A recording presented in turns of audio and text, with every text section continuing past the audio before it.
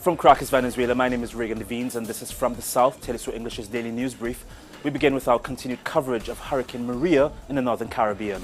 Prime Minister of Dominica, ROOSEVELT SKERRIT, held a press conference from the headquarters of ABS TV station on the island. He described his country's situation after the storm and has reissued a request for urgent international aid. When they meet me on the streets and they say, Prime Minister, my house is gone, I'm homeless. I said to you, darling, I am also homeless as the Prime Minister of the country. Yes. I am here to speak on behalf of the 72,000 people who call Dominica their home permanently, to say to you that every one of us needs you now.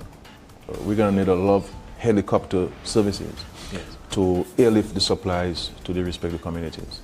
So if anybody's listening to me, helicopter services are going to be critical to get the supplies to people in large quantities, so that we can minimize the misery and the suffering, and also the fact that they really do need the water supply. Every village I've been to, they have indicated me water, and supplies for the babies and infants.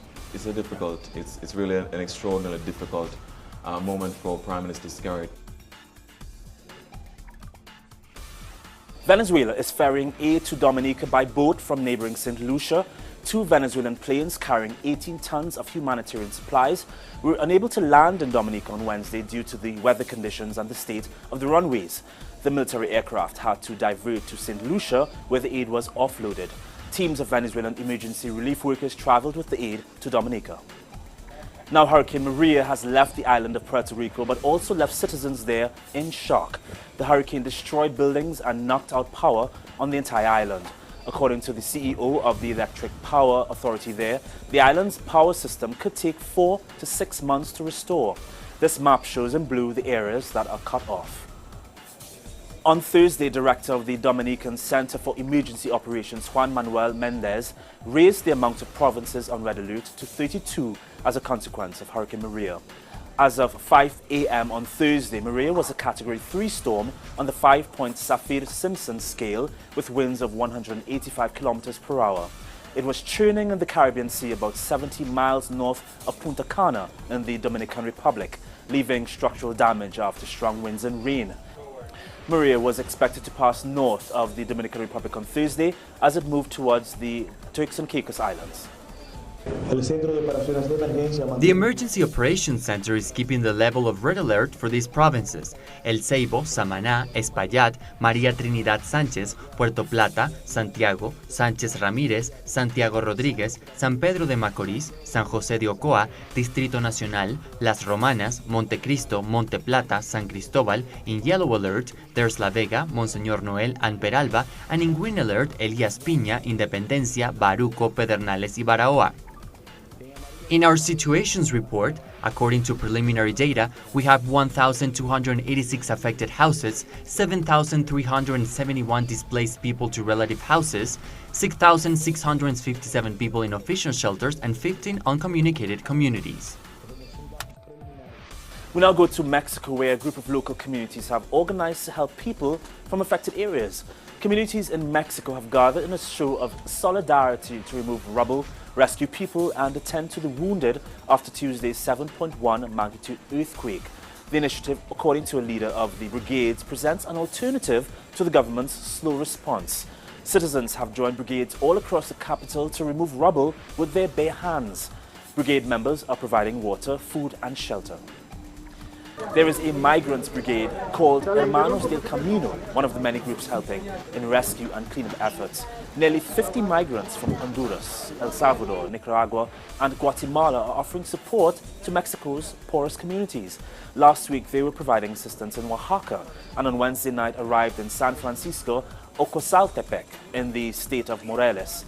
In this locality there is a 1 kilometer long earth crack and half of the population evacuated.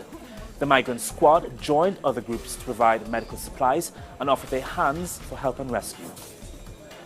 Venezuela will send humanitarian aid for the victims of the earthquake that shook the country on Tuesday, that's Mexico, President Nicolas Maduro said the aid will be organized in coordination with authorities there. The delivery will arrive in the coming days via plane and will be delivered to the victims in the most affected states. Maduro added that Venezuela will always step up to help those in need. In other news, we head to Colombia, where the Peace Commissioner Rodrigo Rivera stated that the United Nations will give the armament left by the FARC rebels to the local culture ministry. It will all thereafter be under police custody.